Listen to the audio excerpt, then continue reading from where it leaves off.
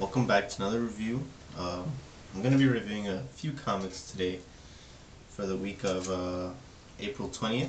Um, and I'll either be saying to buy it, borrow it, or just toss it if it's really bad. So, getting right into it, first comic I have today is Green Lantern number 65, and it is part 4 of World of the Green Lanterns. Yeah. Once again, Doug Mankey's art looks amazing, and it blows my mind just how much detail it has, every single page, and just the colors are always really nice. So that's something that I really look forward to in this issue every month. Now, Jeff Johns is writing this, of course, and this issue does start off pretty slow. It's just Hal and Guy, and they find this spaceship that's supposed to be the fastest ship in in the universe or whatever, and they go off to meet Kyle and John. Yeah, so all that you get, most of the first half is just Hal and Guy. They're just talking. Well, dialogue is pretty good. It was just really slow. It was boring. That's really all the bad stuff that I have to say about this. Now, I'm kind of gonna spoil this. Well, yeah, I'm gonna spoil this because as you can see on the cover, this is going to happen. The Green Lantern rings aren't working. They can't put them on because if they do, they'll be corrupted by parallax. So what Hal Jordan decides to do is pull out a whole bunch of other rings that he got from his other fellow lanterns that were sucked into the Book of Black. And yeah, so of course they decide to put on different rings. Hal Jordan gets fear, and so on. And that's when things get really exciting. Yeah. However, the reason I decided to spoil this is because we have this next, right? Which is the next part, and this cover actually spoils the last page of this. So, yeah. This is amazing. While it did start off pretty slow, it really did pick up towards the end, and it left me wanting to read more, which is good because Green Lantern Corps came out this week as well. So yeah, I would definitely give this a buy. Green Lantern has been doing some really great stuff, so I can't wait to see where this is gonna end, and it's definitely gonna change everything. I mean, it already has, so definitely go pick that up. Now, Green Lantern Corps 59 of Tony Bedard and Tyler Kirkham. This wasn't as good, at least not for me. This is part 5 of War of the Green Lanterns, and yeah. This cover tells you how last issue ends, and they're on their way to aid Ganthet. This issue was not that heavy on dialogue, so I felt like I read through it pretty quick. Of course, the writing is pretty good. I've been enjoying Tony Bedard on this after Tomasi left, so there's really no complaints there. And we get some really nice 2-page splashes. and it's just really good pencils. However, I don't think the colors are as nice here as they are in Green Lantern. They seem a little, not flat, but they just don't mix as well as they do in Green Lantern. Um, and yeah, that's my main gripe. I mean, because Green Lantern, especially when it comes to this, this issue, when you have all these different colors, it should look beautiful. It should look amazing. Well, it's not terrible.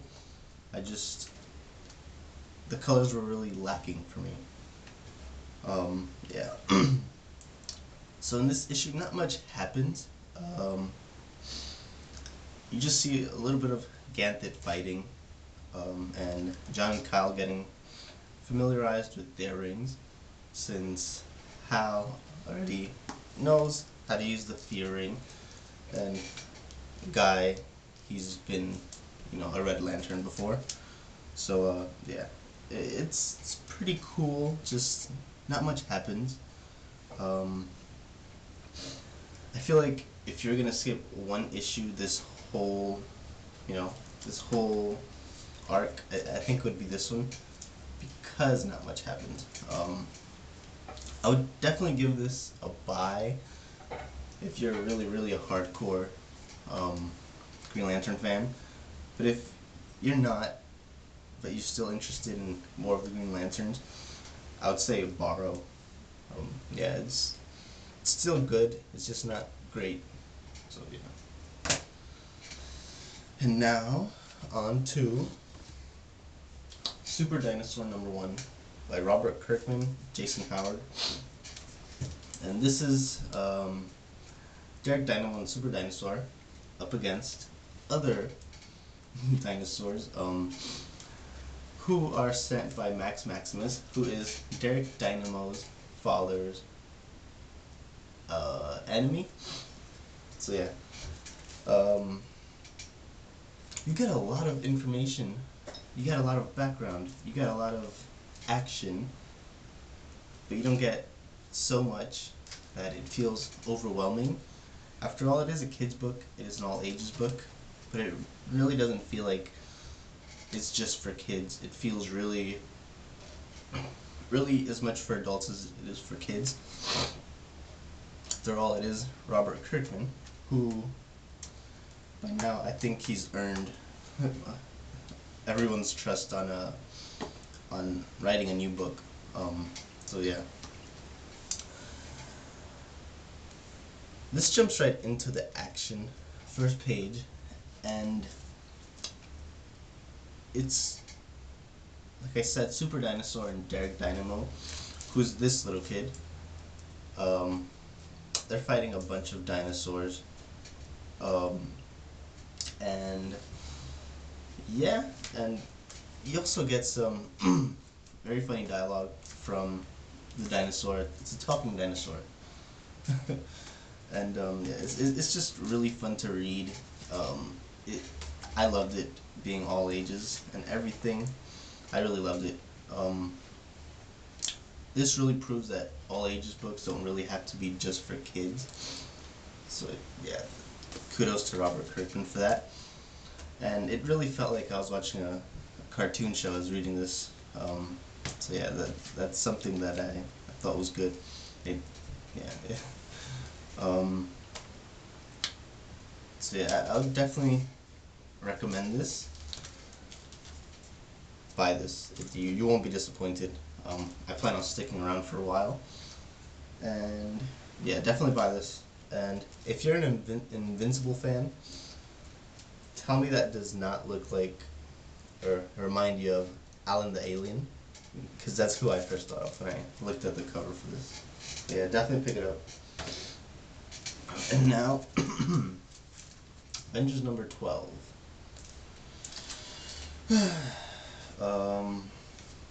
Brian Michael Bendis, John Romita Jr. And yes, I have a problem with this right off the bat.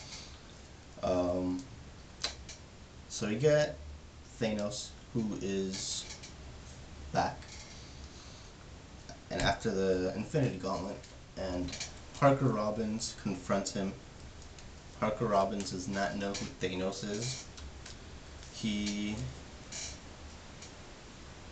I don't know, I just think that if someone so powerful as Thanos, he'd be more recognized, even through the villain community. But yeah, that's just a small problem.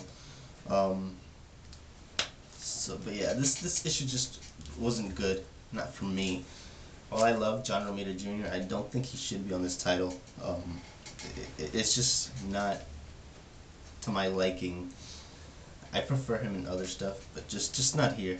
Really, I really want a artist change. I would like one. So yeah. There's a lot of talking, and this is the final issue to this Infinity Gauntlet arc, and there's some action. It's not that great, but yeah, this could be so much better, and I'm expecting this to be so much better because it is the premier Avengers title. So yeah, and the resolution to this arc, it kind of made me feel like everything that I read from this arc was pointless. It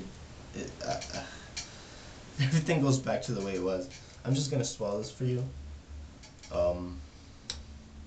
Parker Robbins gets sent back to jail. The Illuminati get back the Infinity Gauntlet, but now Steve Rogers is part of the Illuminati. So yeah, that's all that happens. There's so many characters in this book, and there's only like a small handful that get, actual FaceTime, which bothered me because the rest just seem like to be in the background, just standing around. But yeah, I'm gonna give this a toss. It's definitely not worth your money. So, and now Invincible Iron Man 503. It's a Fear Itself tie-in, and it's the finale to the Doc Ock arc. So yeah, Dr. Octopus and Tony Stark. You get some action between them, and you also get some Pepper Potts action, which is pretty cool. The resolution to this, to how the Dr. Octopus and Tony Stark part, that could lead to something in Fear Itself. At least that's how I see it. It was weird for me seeing Tony react that way, but it totally made sense. So I really like this issue. The art is just beautiful, and of course it's Salvador Larroca. His art has been tremendously well done in this comic. So the second half of this issue ties directly into Fear Itself, and it's just the hammer falling down that we saw in Fear Itself. It's no big deal, but yeah. One problem that I had is that this has continued in Fear Itself, and Fear Itself came out the first week of April, I believe. It's something small, but I would have liked to see this before Fear Itself. It's nothing too huge. And this has a backup, which was really great. I don't remember who's doing the art for that. I thought it was Howard Chaykin, but I think I'm wrong on that, so yeah. The backup was actually really good, and once that little section ends is when you really get everything that has been going on in that, because it actually starts off pretty confusing. You don't really know who those characters are until the very end. So yeah, definitely give this a try. I would say buy this issue, and you won't be disappointed. And now for my pick of the week, Wolverine number 8. Yeah, this was really surprising to me. Jason Aaron, Daniel Acuna, and this is the finale to the second arc. That Wolverine is still possessed, and out in the real world, the X-Men are fighting him, and inside his head, he's trying to fight these demons along with Emma, Jubilee, not Jubilee, Rogue, and yeah, all those people, and his current girlfriend, whatever. This has some really great action scenes, and it, it's just some terrific writing. Of course, Jason Aaron has been a super hot artist. I mean, super hot writer, and yeah, the storytelling. It feels so natural. It doesn't feel forced at all, and yeah, just the way this issue ended is just gonna flow right into the next arc, which I love, because this arc just flowed directly from the previous arc, which I hated the last arc, and I was glad that I stuck around for this, because I almost dropped this book, but this arc definitely redeemed itself. So yeah, Logan is definitely gonna be up to something crazy. You really should be checking this out, especially now. Um, oh man, this was so great, and Acuna's art is really good, but it's just not for everyone. It takes some getting used to. However, I love his art. I think he does everything. I'm not sure, but I think I could be wrong on that. But yeah, either way, it looks beautiful. It reads wonderfully. It just flows so well, and this is the Wolverine book I've been waiting for. Yeah, I know he's an X-Force, but that's not a Wolverine book for, per se. But this is a Wolverine book I've been waiting for. I love this, and I love to see other writers who are currently writing Wolverine take into account what happened in this, for some ramifications. And yeah, so definitely pick this up. This is definitely a buy. It's my pick of the week, and I'm as surprised as anyone. So yeah, give it a try. And that's all I have this week. Leave me a comment. Let me know what you think. And yeah, I'll be doing some other reviews next week. And I'll be reviewing definitely Action Comics 900. So yeah, just leave a comment. Let me know what you think.